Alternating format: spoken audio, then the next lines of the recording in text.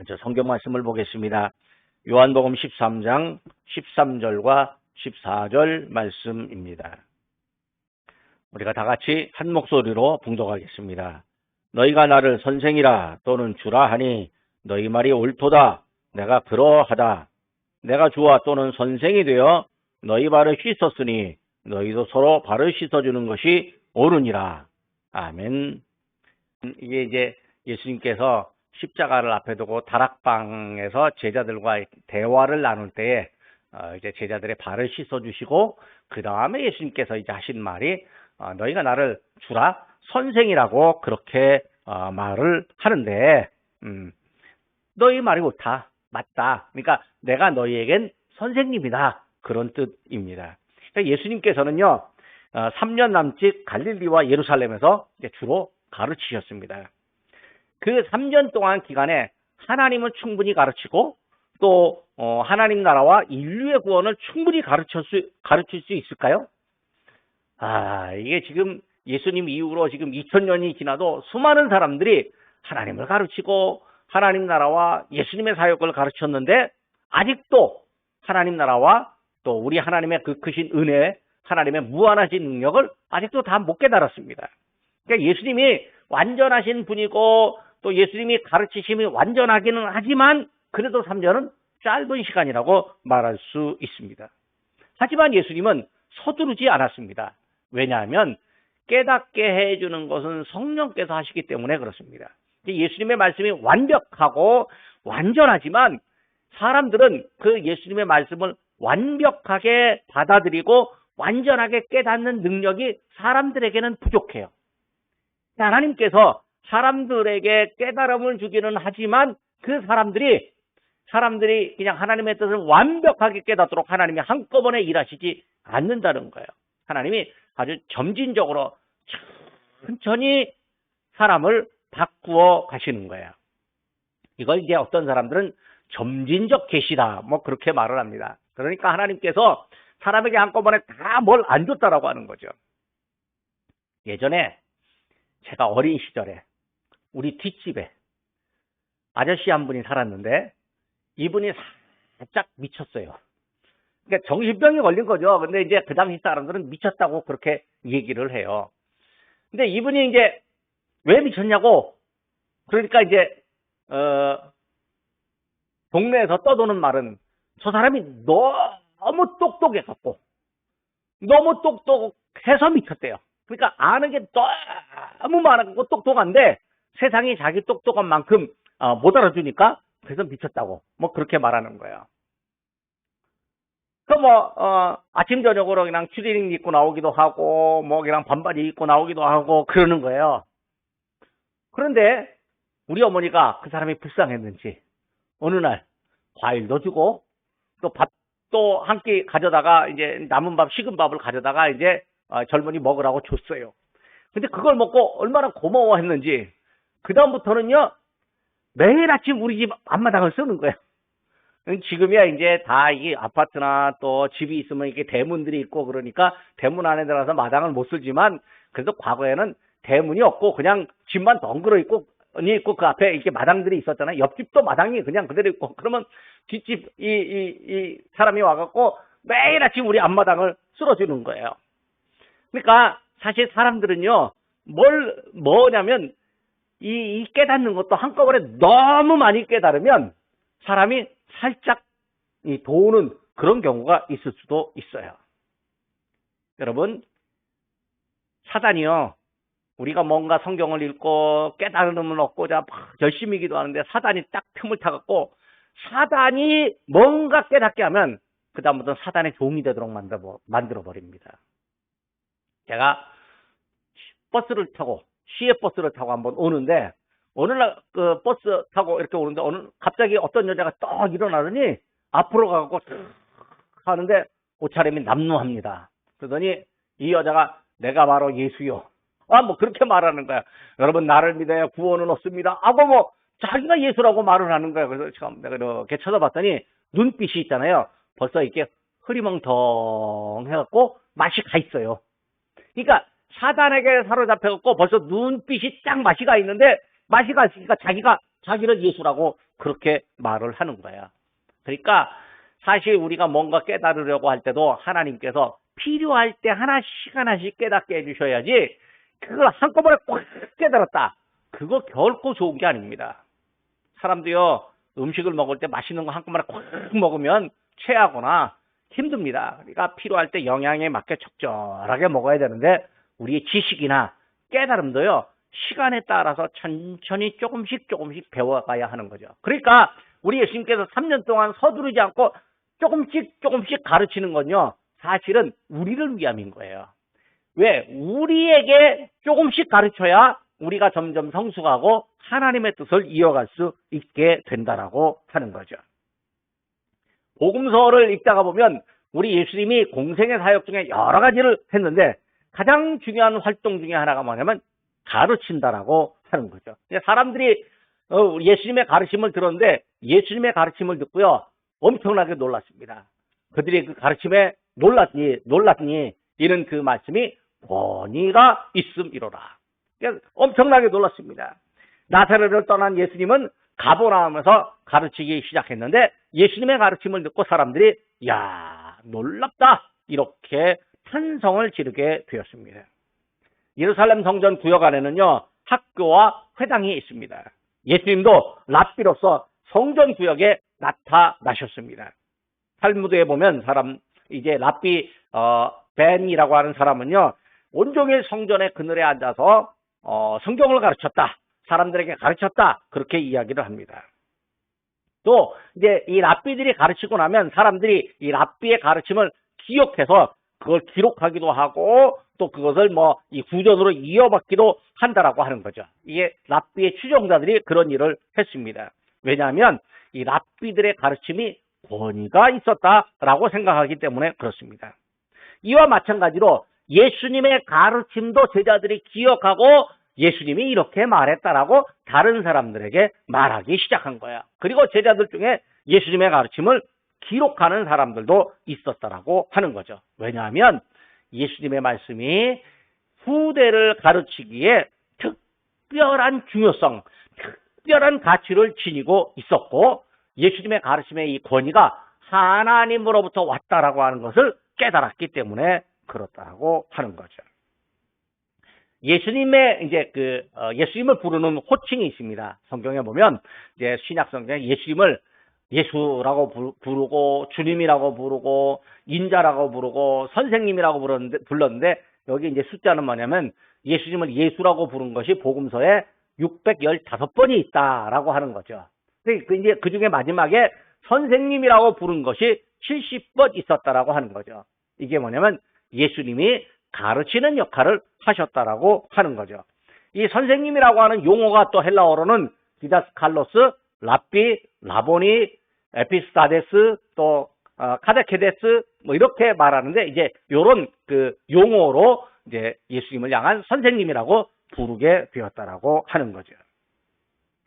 그런데 이제 예수님은 이 땅에 와서 하나님 나라를 가르쳤으니까 하나님의 통치가 있을 것이고 또 하나님의 통치가 우리에게 다가온다라고 하는 이 종말론적인 그 믿음을 갖고 계셨습니다. 그러니까 예수님은 당신의 가르침에 아주 특별한 의미를, 중요성을 부여해 주셨습니다. 예수님도 가르침에 의미를 부여하셨으니까 사람들도 예수님을 선생님이라고 부르는 건 당연한 것입니다. 이제 히브리 말로 예수님을 선생님을 랍비라고 말하는데 예수님을 랍비라고 그렇게 부르게 되었다라고 하는 거죠. 예수님의 이 행적을 보면요, 예수님이 다니시면서 수많은 기적을 행하셨습니다. 그런데 기적만 행하신 것이 아니라 언제나 그 기적과 연관된 가르침이 있었습니다. 그러니까 이 기적과 연관된 가르침을 떼놓고 기적만 보면 예수님은 선생님이 아니라 뭐가 되냐면 요술사, 마술사가 될 수밖에 없습니다.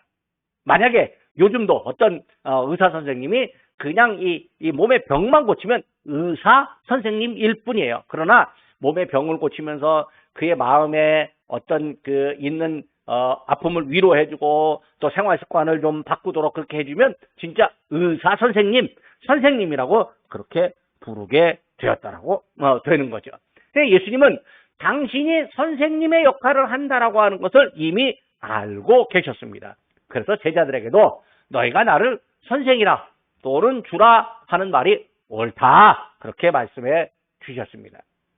내가 선생이 되어서 너희 발을 씻었으니 이제 너희도 서로 발을 씻어주는 것이 옳도다, 그렇게 말씀해 주셨습니다. 그러니까 선생님이, 사실은 선생님은 제자들로부터 존중받아야 되고 존경받아야 되고, 제자들이 먼저 물을 떠다가 선생님의 발을 씻어 주어야 되는데, 선생님이 먼저 제자들의 발을 씻김으로써 섬김의 모범을 보여주셨으니까 너희들도 그렇게 하는 것이 좋겠다라고 그렇게 말씀을 해 주셨습니다.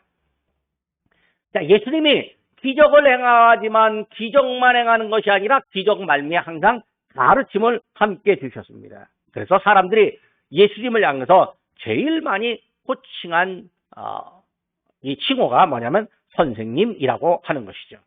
그래서 예수님은 가르치시는 일을 많이 하셨습니다. 복음서에서도 예수님께서 가르친다라고 하는 말이 이제 54번이나 나옵니다. 자, 우리는 예수님이 이 초자연적인 기적을 행하는 거 보고, 귀신을 내쫓는 걸 보고, 또 병자를 고치는 것을 보고, 또 그 먼 데 있는 사람을 고치는 걸 보고, 또 죽은 자를 살리는 것을 보고, 야, 예수님은 정말 하나님이 보내신 분이 맞다, 그렇게 믿습니다. 예수님이 보리떡 5개와 물고기 2마리로 5,000명을 먹이시고, 또 12광지를 남기고, 가난한 사람들에게는 어떤 필요한 것을 공급해 주시고, 바람과 파도를 잠잠하게 하시는 그런 것을 보고 예수님은 하나님의 아들로 세상에 오셨다라고 하는 것을 확신하게 됩니다. 그렇지만 예수님은 기적만 행하시는 분이 아니라 가르치는 분, 선생님으로 오셨다는 거죠. 기적을 행하시되 이 기적의 의미를 통해서 하나님을 알게 하고 하나님을 더 잘 믿게 하려고 하는 선생님, 교육가로 오셨다라고 하는 거죠. 그래서 이제 미국에서는 교육학을 공부하는 사람들 중에 최고의 선생님은 누구냐라고 하면 예수님이라고 그렇게 말을 합니다. 다니엘 호른이라고 하는 사람은 예수님의 교육방법론이라고 하는 책을 써서 그게 아마 한 30년 전에 우리나라에 번역된 것 같은데, 제가 읽어보니까 아이고 그 30년 전에 번역으로 말하니까 그렇게 쉬운 건 아닙니다. 그런데 예수님의 이 교육방법론이 일반 선생님들의 방법보다 훨씬 탁월하고, 또 이 중세기에 이제 이 교육방법론들이 발전하기 시작했습니다. 코메니우스라고 하는 사람이 대교수학이라고 하는 책을 썼는데, 그게 17세기 후반 18세기에 대교수학이라고 하는 이제 대교수학이 아니라 대교수학, 아주 그러니까 교수 학습을 시키는 선생님으로서 이런 생각을 가져라라고 하는 그런 책을 썼는데, 그 책 읽다가 보니까 어쩌면 그렇게 예수님의 교육방법론을 따다가 썼는지 모르겠습니다. 그러니까 이 코메니우스라고 하는 사람도 그 당시에 이제 예수님을 잘 믿는 사람이었습니다. 그러니까 교육가들이 교육의 방법론을 찾을 때 예수님의 방법론을 연구하고 찾고 예수님의 방법론을 적용하게 되었다라고 하는 거죠.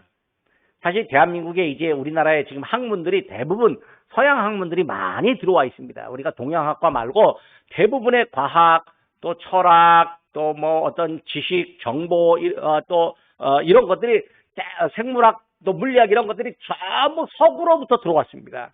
서구로부터 들어올 때 이 서구의 철학과 신학이 또 들어오기도 했고, 또 철학과 신학이 아닌 신학으로부터 조금 멀어지고 인간의 이성적인 학문도 들어오게 되었습니다. 근데 그것을 이제 보다가 보면 결국 그 안에 어디까지 흘러 들어가게 되느냐, 성경에서 예수님의 가르침, 예수님의 가르치는 방법까지 이제 추적해서 올라가게 된다라고 하는 거죠. 당시의 사람들이 예수님을 선생님이라고 불렀습니다. 예수님을 선생님이라고 부른 사람들, 어떤 사람들이냐면 서기관, 이제 그 성경을 필사하는 사람들, 또 율법사, 율법을 가르치는 사람들, 또 바리새인, 이게 바자가 빠졌는 바리새인, 또 앞을 못 보는 맹인, 이런 사람들이 예수님을 향해서 선생님이라고 불렀다라고 하는 거죠. 그리고 또 예수님은 이 가르치는 일을 아주 자주 하셨는데 어디서 가르치셨냐면 회당에서 가르치셨습니다. 사람들이 많이 모이는 회당, 가르침이 있는 곳, 또 때로는 하나님께 예배드리는 곳, 회당에서 가르치셨습니다. 또 예루살렘 성전 뜰에서도 예수님은 가르치셨습니다. 또 집에서도 가르치셨습니다. 마을이나 동네에서도 가르치셨습니다. 야외에서도 가르치셨습니다. 또 호숫가의 배 위에서도 가르치셨습니다.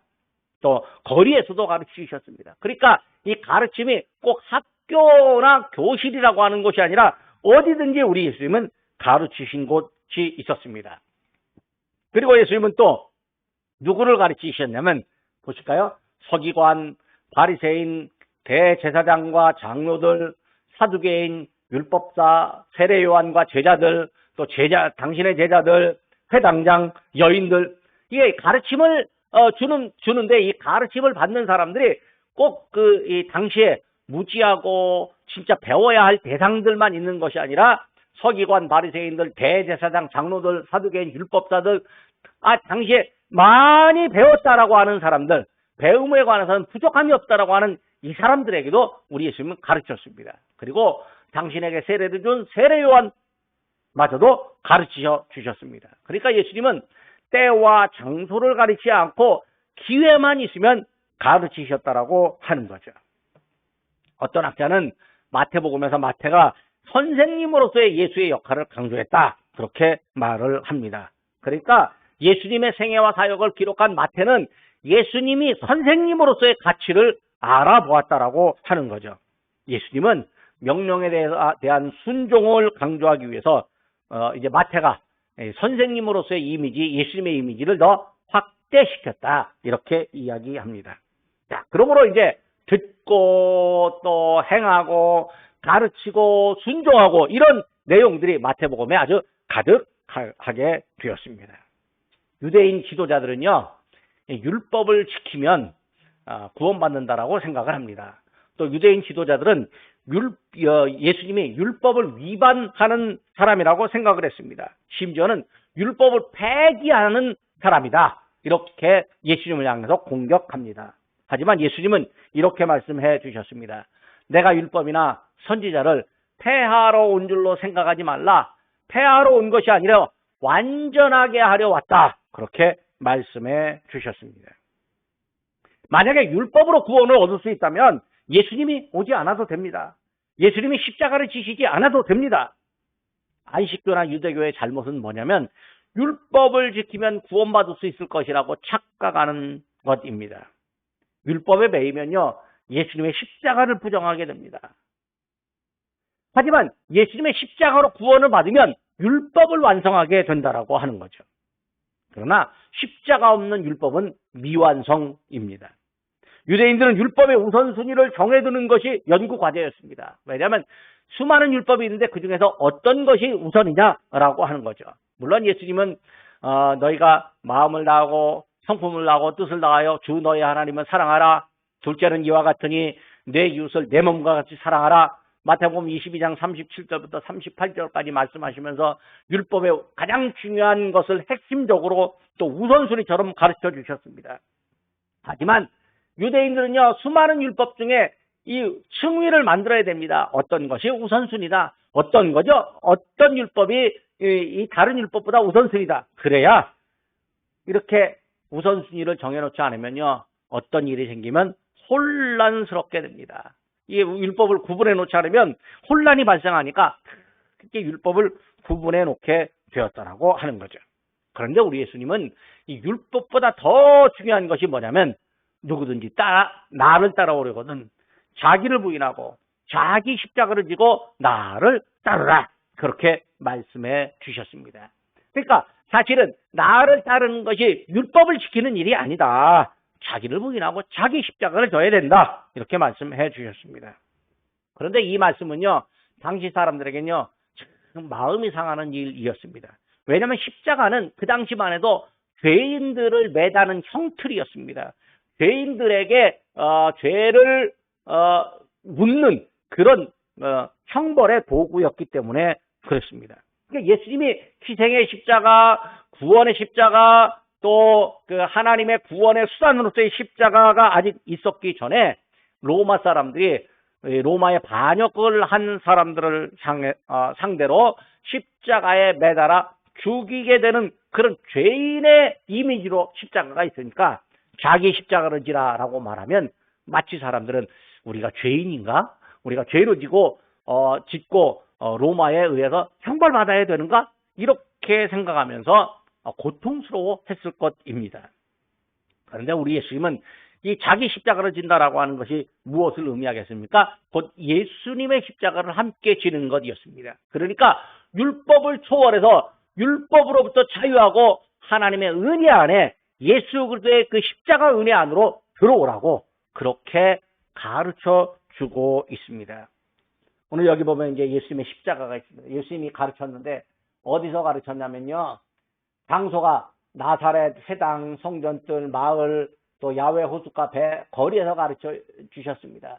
또 예수님이 말씀에 권위가 있었고 3년 동안 서둘지 않고 가장 중요한 활동이 가르침이었습니다. 근데 예수님을 선생님이라고 말할 때 어떻게 해요?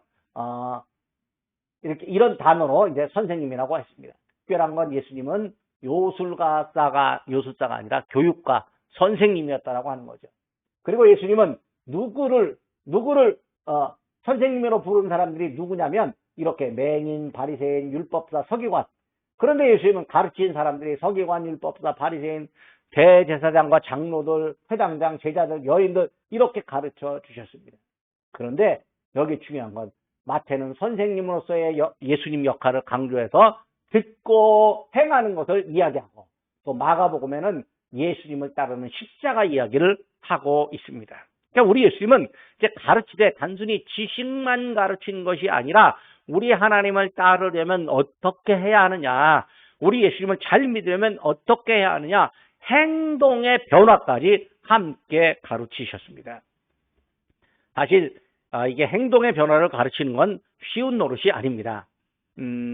이제 그 교육도 보면 어린아이 교육이 있습니다. 이걸 페다고지라고 말을 하고 또 어른을 향한 교육, 성인 교육이라고 있는데 이걸 이제 안드로포지라고 그렇게 말을 합니다. 그런데 물론 이제 교육 전체를 이제 에듀케이션이라고 말하는데 페다고지와 안드로폴로지 이렇게 있습니다. 그러니까 이제 안드로포지가 있는데 이 성인 교육은 어덜트 러닝이라고 또 말하는데 이 성인 교육은 뭘 의미하냐면 이 어른들이 배우는 방법은 아이처럼 뭔가 지식의 내용을 가르치는 것도 있지만 그 내용 배경의 이론을 갖고 동시에 삶의 변화를 한 가지 한 가지씩 짚어주어야 된다라고 하는 거죠. 그것도 짚어주는 것도 한 번만 얘기하는 것이 아니라 반복적으로 짚어주고 또 그리고 그것이 실제로 행동에서 변화가 나타났을 때의 이 경험도 함께 짚어줘야 된다. 그렇게 이야기를 합니다.